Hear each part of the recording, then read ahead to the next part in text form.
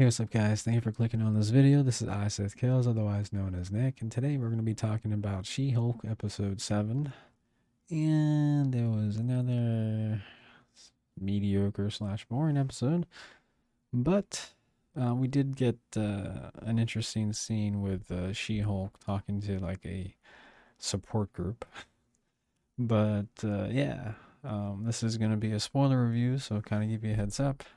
But the episode starts off with Jen dating or going on a few dates with that dude from the wedding.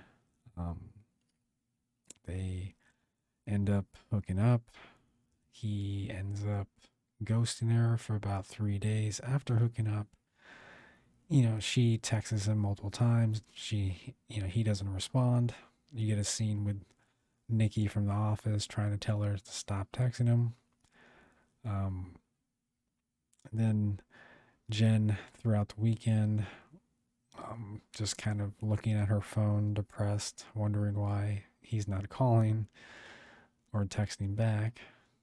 Gets a call from a probation officer who tells Jen that he needs help because the device that keeps Blonsky not turning to Abomination is malfunctioned, and he needs to go out and fix it and could use some Hulk backup. She decides to go reluctantly, um, but then goes. Meets him there. He fixes the device. He leaves very fast because he's very scared of the abomination. Um, but Blonsky is like I guess he owns this like ranch. It's kind of like a retreat where he's helping other powered beings deal with being a powered being, I guess, and the stresses that come along with it. And, there are many, many other issues, I guess.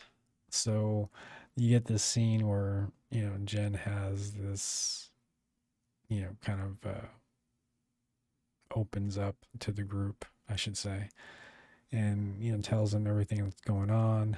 And she kind of has this scene where she gets positive reinforcement from everybody there, telling her that she's awesome, that maybe we should go kill the boyfriend or suck their blood or whatever the case is, because one of them is supposed to be a vampire. Um, but yeah, so it's a very awkward scene. I did get a little bit of chuckle just from the characters who were very close together or close to each other.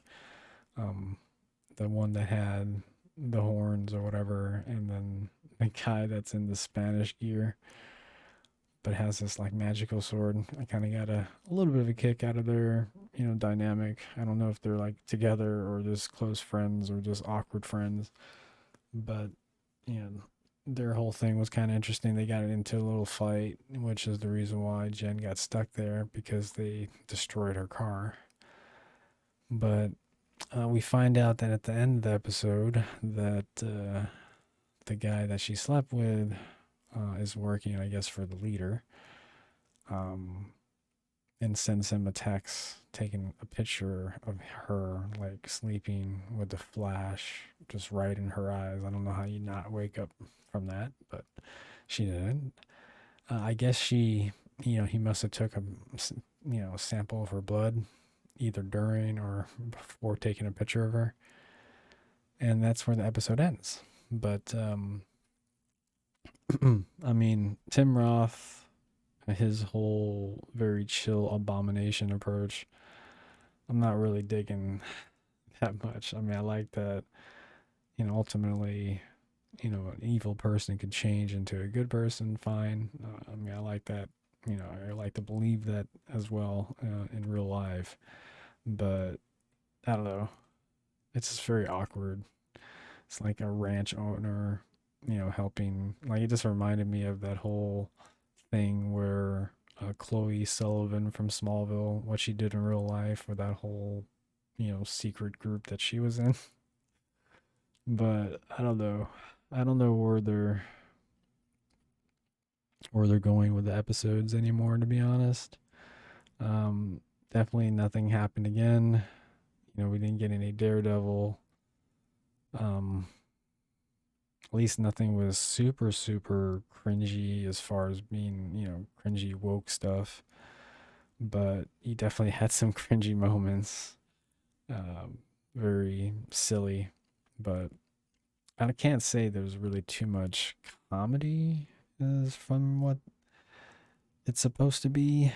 But I did get a few chuckles here and there, more awkward chuckles than anything else. Um, as far as the rating for the show, I'd probably give it another 3 or 4 for this episode. Very poorly spoken dialogue. Um, the cringe, positive affirmation scene with Blonsky's support group and Jen. Um, Still no Daredevil, so I mean that's really the only thing. I mean it's good. I mean it's smart that they kept him for the last episode because I don't know. I think a lot more people would have tuned up. I know, but definitely another episode where nothing really happens. The main story or plot has not been really progressed. You can even call it a main story or plot. I don't even know. Like I was pretty sure the whole point was, her being some way involved with, the Hulk and his storyline, but I guess they kind of deviated away from that because we haven't even heard from him or what he's up to. I mean, we know he's going to Sakaar, but and Jen's called him once, but we don't know what else is happening there. Um, she's got hired on the superhuman law group, but her only client is Blonsky, and her only two cases were a case was with her and Titania, which had nothing to do with the superhuman law group. And in Blonsky's case, she has had no other cases in this 9 episode She Hulk Attorney at Law TV show. So far has been about dating and guys treating her badly and her refusively drinking a lot. And yeah, um, I did get a kick out of Mr. Immortal last episode because I feel like that's pretty much everyone's feelings, like at least, you know, the people that don't like the show, anyways. The show makes us want to jump out the damn fucking window. But yeah, guys, definitely another bad episode, I would say. But, I mean, I'm already 7 episodes in. I might as well finish it out. Pretty sure next episode is not going to have Daredevil yet again, but maybe it will be somewhat interesting. I want to see what's going to happen with John Bass's character who plays Todd, which is one of those guys that she dated, which was from Baywatch. Um, at least he played a part in Baywatch that I thought he did really well in. So I'm wondering what's going to happen with his character. But yeah, definitely another lackluster episode. Anyways, guys, say that's it for me. If you guys did enjoy the video, please hit that like and subscribe button, and I'll catch you on the next one.